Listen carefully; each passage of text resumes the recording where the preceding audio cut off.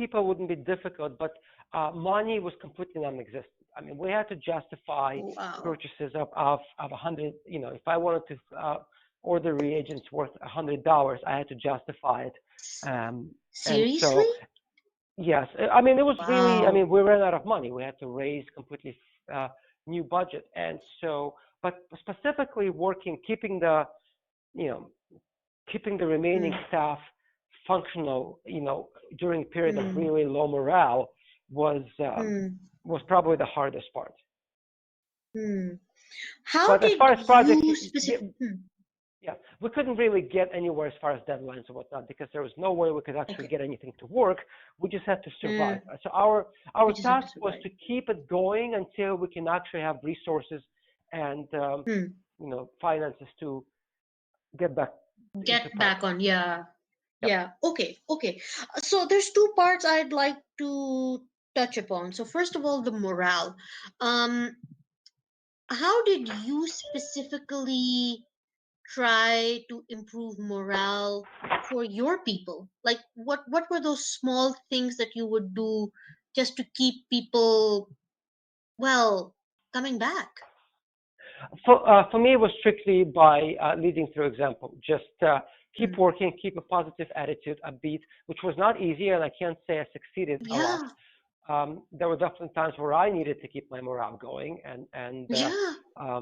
but it's uh, it's basically just keep working and fill in. So I was filling in for whatever gaps were necessary um, to keep the projects Okay. going, right? So I didn't particularly do. It's Hmm. hard. I guess it was just yeah. It just keep working and lead through example. There's not much to say about it. Okay. Um, let me give a couple more examples, and you tell me if any of this is stuff that you did. So recognizing people's small achievements, which is like you did a good job, or if there was somebody's birthday, just like getting a card together and giving that to them. Um, sitting down with your team members and just talking about, like, how you doing, how's work going, how's family, making those connections with your people. Did you also do anything like that? Uh, my thing was always recognizing small achievements. So, Wonderful. like, so recognizing, rewarding, bringing it up to to senior management, and fighting for getting recognition. And um, like one of Hmm. I had a technician who was fresh out of college, worked for a year, and he was making very low salary because he was hired essentially as an intern and paid for it. And I had to really go to bat with the senior staff, explaining that hey, this is a guy, while not experienced and isn't very well skilled, he is contributing a lot and working very hard and needs to Hmm. be needs to be rewarded so that he can continue working. So little things like Yes. that. I was never particularly a guy to get to get birthday cards going. Um, Okay. but But like you said, so but at least recognizing performance, that's what you did. that's what my yes. I always do. Wonderful. Perfect. I can use that. And the second part, you touched on that you had to do rebudgeting, right? Yes. Um, and I don't suppose you were able to identify or recommend some way to the leadership, like, hey, here's one way we can make some money. No. That the only no, not during those years. Okay.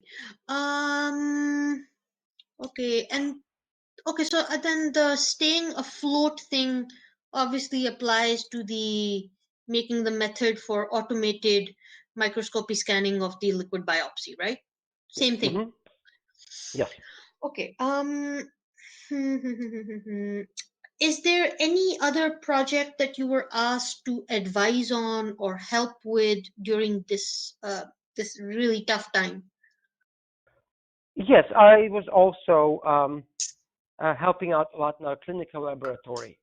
Um, because my expertise in our process, um, essentially, I spend a lot of time down there fixing things, or even sometimes filling in for for reduced workforce. Like there were plenty of times I would stay behind and I would actually run the essays, um, but Hmm. not sure how I can translate that to a I resume.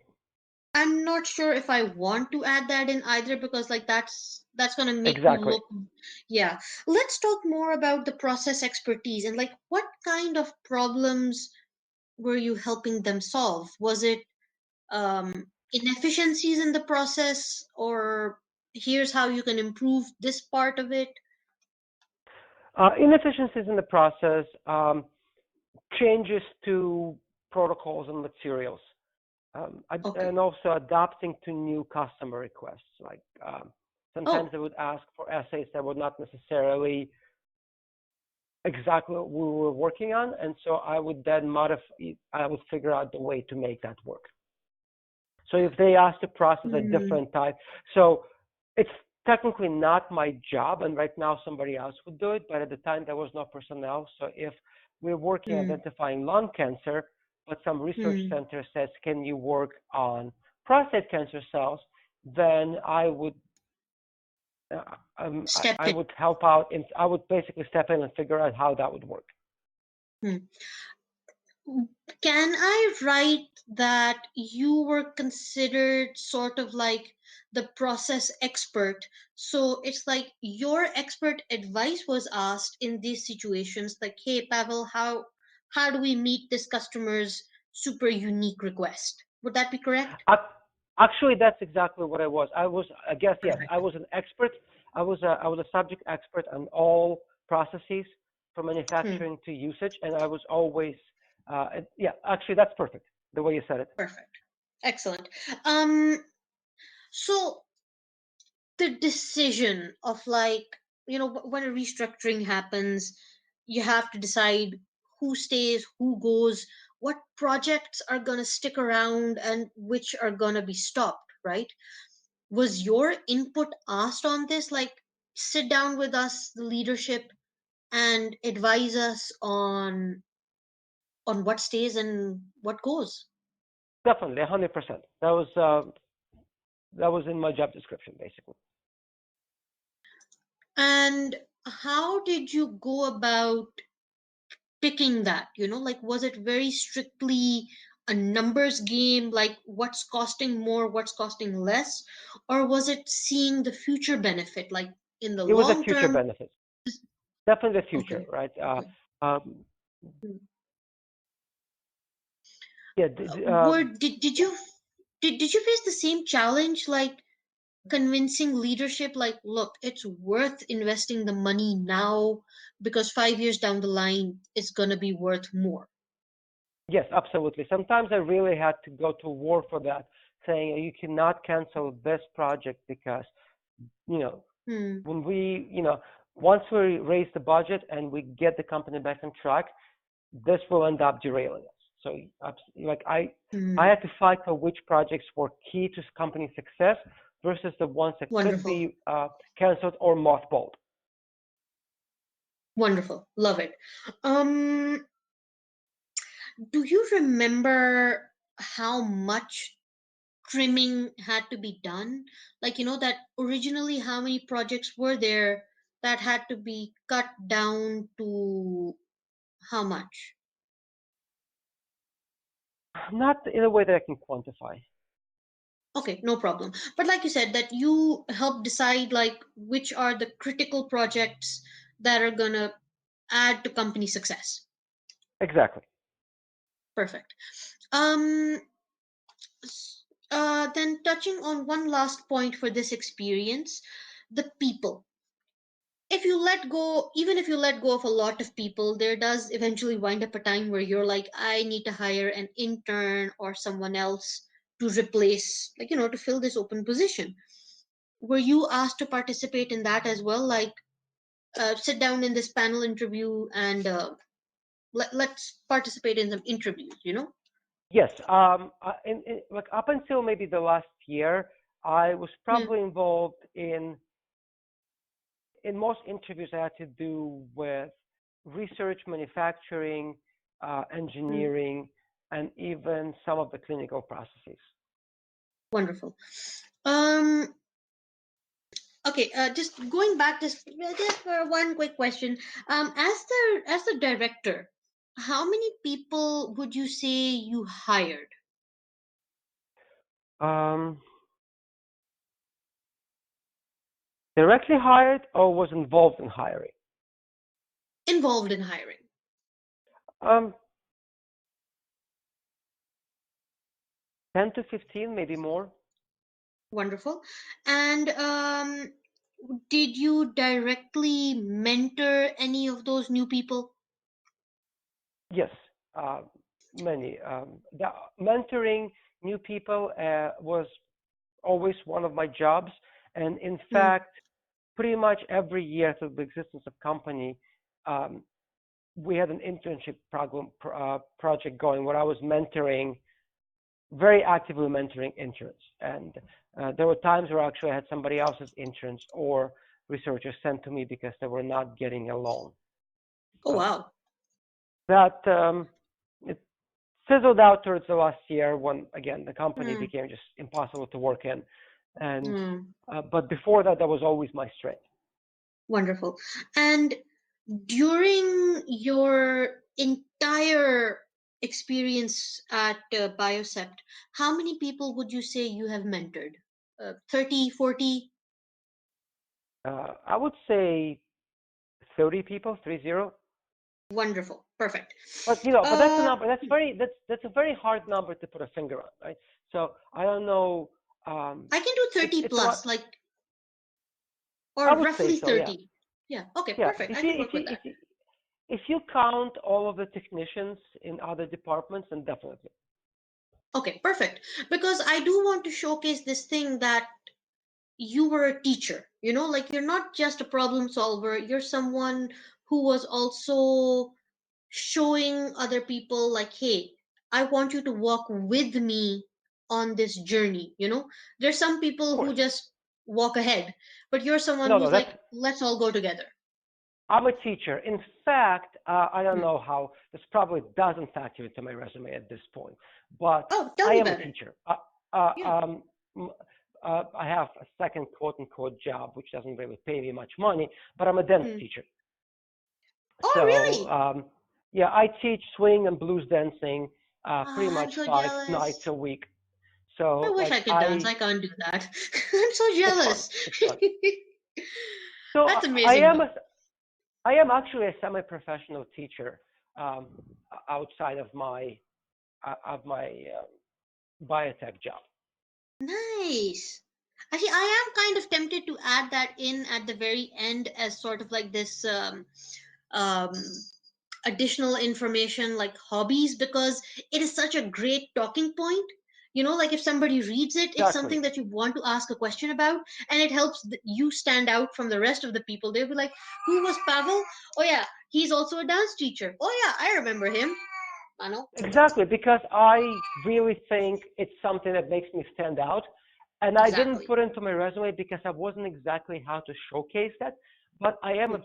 very successful, very accomplished teacher. I really know how to teach people either on one-on-one basis or in Hmm. groups. So I have private students, but I'm also hired to coach couple of dance teams. So Hmm. a Wow. team of I have a team of 12 people between the ages of 50 and 60 that Hmm. hire me to be their dance teacher coach so they can perform at company functions and whatnot. We work together 3 hours a week.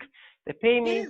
I manage them. I have wonderful, they have wonderful experience, and it's a Hmm. skill I have that I can actually, outside of the technical, Yeah. of the boardroom or or a conference, I can. Yeah. I'm comfortable. I'm a very introverted and shy person, but I Yeah. have no problems in that capacity of standing in front of a giant room of people and teaching a 40-person dance class or work with Yeah. somebody on a one-on-one scale and have them come out, Yeah. feeling great. So I am definitely a teacher and a mentor. Excellent. Love it. And it would be it would Just be it would be hmm, wonderful if we can somehow put that in there without seeming frivolous. Yeah, I can do that. I was thinking, I just have one question about this whole dance teacher experience. Is so you said that you're semi-professional. Does that mean that you have also coached some team who have participated in some contest or that kind of thing? Uh, yes, I mean, one of the teams that I am coaching, they're going to a competition this next weekend in Oh Los wow. Angeles.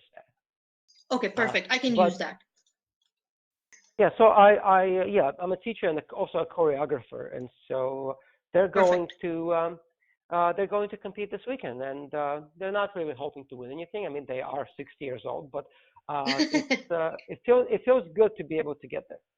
Yeah, yeah, exactly. Okay, I love that. That is a great detail, and I will definitely add that in. Okay, one last question about assistant director, and then we can move on. Um, can you please tell me the months when you started?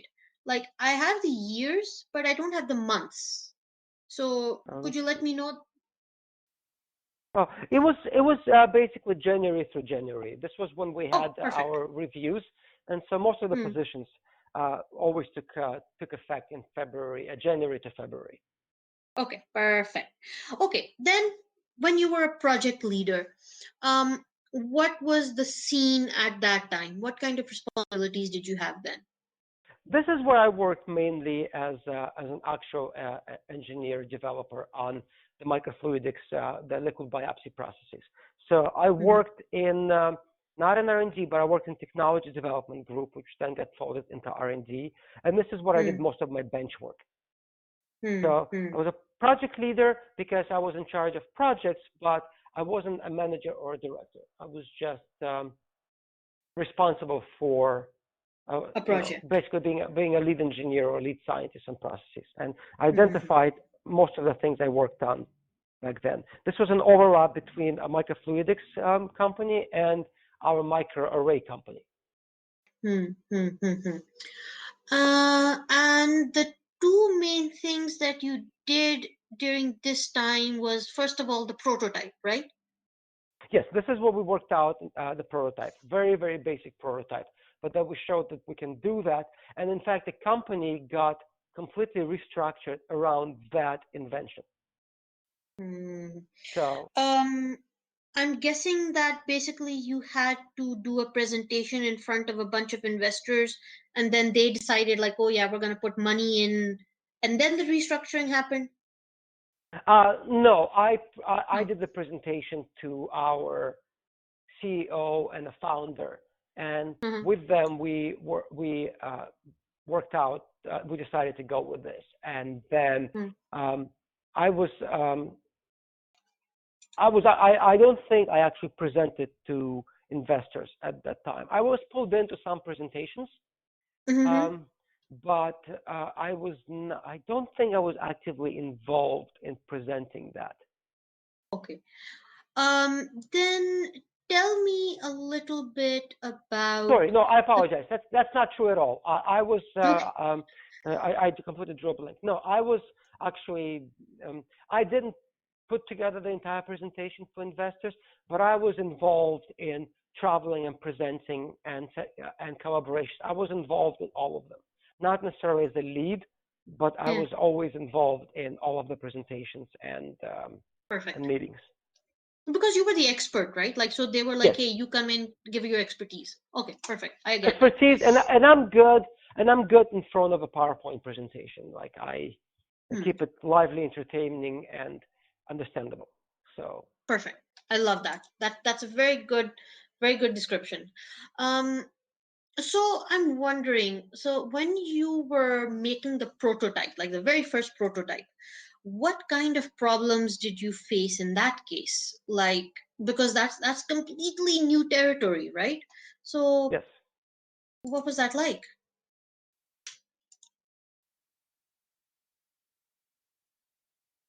hmm. That's thinking a long way back. Yeah. It was just life as an engineer in a startup company. Um, I mean, the fun things about it was that it was a very fluid structure of the company. you get to work on every part of the process, right? So you get to work in biology, you get to work in engineering, you get to work in presenting, to investors. But it was also a difficulty, right? Because the company didn't have a solid structure. So it was Ah. working in a company that was a startup that was trying to figure itself out, Hmm. and didn't really have any support Structure? structure. Yeah, so there Hmm. wasn't, if I wanted to come up with an SOP, I didn't have an SOP form I could pull down. I had to go and we had to Make it. design SOP from scratch. So we Hmm. didn't really have any pre-existing company history or resources. Hmm. I'm glad you touched on that. So, what kind of SOPs did you make? I mean, like, how do we group them together? Was it manufacturing processes? Was it quality control? Was it how do we test these arrays? What kind of In SOPs are that we talking in that case, it was almost entirely manufacturing SOPs, right? So writing about? Okay. SOPs, coming up with check sheets, coming out with uh, with shop travelers, it was almost exclusively that, as Mm-hmm. well as writing SOPs for using them. Wonderful, wonderful. And I'm assuming that that also means documenting everything, um, getting in touch with leadership, like, hey, do you have any input to give? Yes, no. 100%. It was in many ways the best time working there because the Yeah, leadership was very involved. We were very in yeah. sync. I was very valued. So that was so that's why I'm saying Fun like it's time. hard to think yeah, it's hard to think of challenges because it was fun. Hmm. Yeah, Um, yeah, I can understand that. but it was Because a if, completely yeah. Go ahead. no, no, please go ahead. It was a completely organic interaction with management and Hmm. engineering teams. It fell apart towards the end because that's when we hit the part when we ran out of money, and that's when I got promoted to associate director, partially because we didn't have any directors left.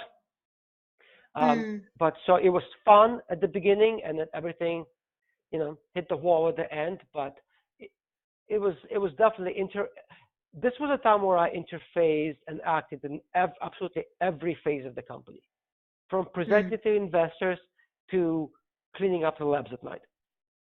Hmm. Hmm. Hmm. Hmm. Hmm. That's everything. Like, from like the highest level to all the way down to this smallest level, right? Like Yes. that's very granular. In many ways, it was by far the most fun I had working, but at the same Yeah. time, I don't want to do that anymore. Yeah, yeah, exactly. Because like you're so ahead of that now. It's Yeah, now you're at a strategic level. Like, how do I be a strategic leader instead of being always on the front line? exactly. That's exactly what it is.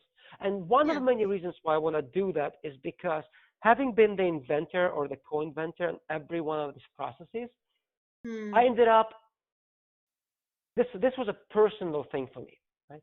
So Yeah. um, it's my baby. So I was Yeah. way too invested in it, and I would Oh like to yeah. be a little bit more strategically involved in projects, but not have to feel like this is my baby that's getting I get destroyed. you. Hmm. It's like kind of like taking a step back and being like, I don't really have a horse in this race. So I can make a judgment and not really have it weigh down on me. Is that what it's like? Exactly. That's exactly what Yeah. it is. Yes. Okay, perfect. I understand that. Okay. Okay, so like you said, so you help develop those SOPs.